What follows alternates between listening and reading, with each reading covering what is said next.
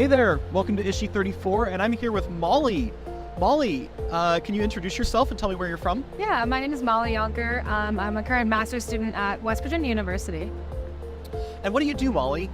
So right now I'm doing research focusing on the secondary transfer of trace DNA, specifically that from nitrile gloves at crime scenes. Interesting.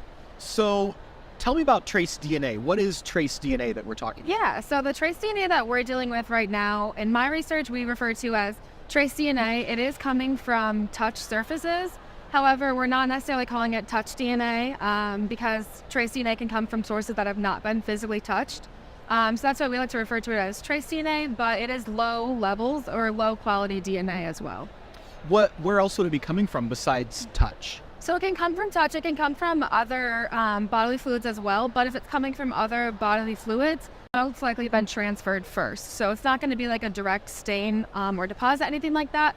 But if there was like a stain that had been transferred onto something else, that could potentially be trace amounts or low levels of DNA as well. Okay. And when you say low levels of DNA, how much are we talking about here?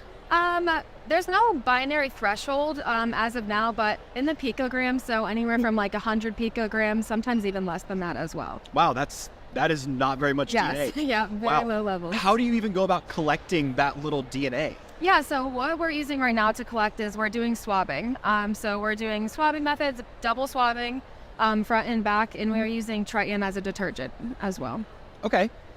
So you say you're studying the transfer via gloves. Mm-hmm. How big of a problem is that? So it's been a recent problem that's been talked about for sure. What kind of really inspired us is there are, of course, recommendations to change your gloves all the time as a crime scene investigator. However, it can potentially still happen. One big case that I've been using to reference a lot that they think it potentially happened in was the Amanda Knox case. So potentially DNA was transferred onto the bra clasp that they use as evidence via the gloves that their investigators and police officers were wearing. So that kind of sparked my interest in this and another reason why I was particularly interested in it.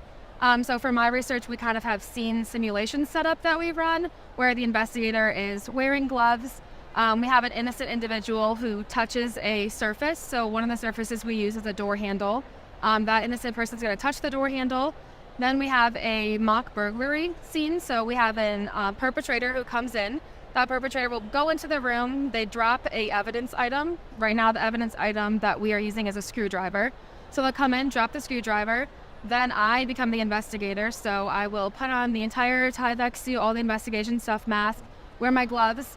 I enter the room. However, when I enter the room, I touch the same surface that innocent individual touched. So I will touch the door handle that was previously touched by the innocent individual. Then I go and I bag that evidence item, but I don't change my gloves in between. So I'm potentially transferring DNA from the innocent person that was on that door handle onto the item of evidence. So when that's done and it's all packaged, I will swab the evidence item, I swab the glove that I was wearing as well, and I swab the door handle too. And we are generating profiles from that and doing allele counts to see how many unique alleles we can attribute to the innocent person who had no known contact with that evidence item. Wow. I love that simulation. And, I was browsing the posters earlier and I saw that you're presenting a poster on this and had an amazing diagram of your simulation and everything that I love. So what conclusions are you reaching in this research and what are you presenting in the poster? Yeah, so we're reaching some conclusions that we do have transfer of alleles that are showing up on that evidentiary item when we know that they obviously have not touched it, like I said. We also did run our samples that had the evidence item through Euroformix, which is a type of probabilistic genotyping, to generate some likelihood ratios for us to see the likelihood that innocent individual could be attributed to the evidence profile that's on the screwdriver.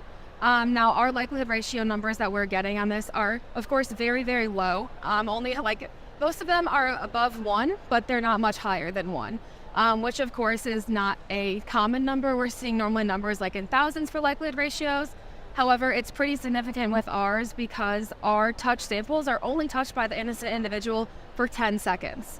So if you're touching a surface for 10 seconds and you can still have a likelihood ratio greater than 1 generate to say that you could be the evidence profile that's on that is pretty important as well. Wow. So based on your research and your conclusions, are you providing recommendations for for procedures, or is that something that you're not extending to yet?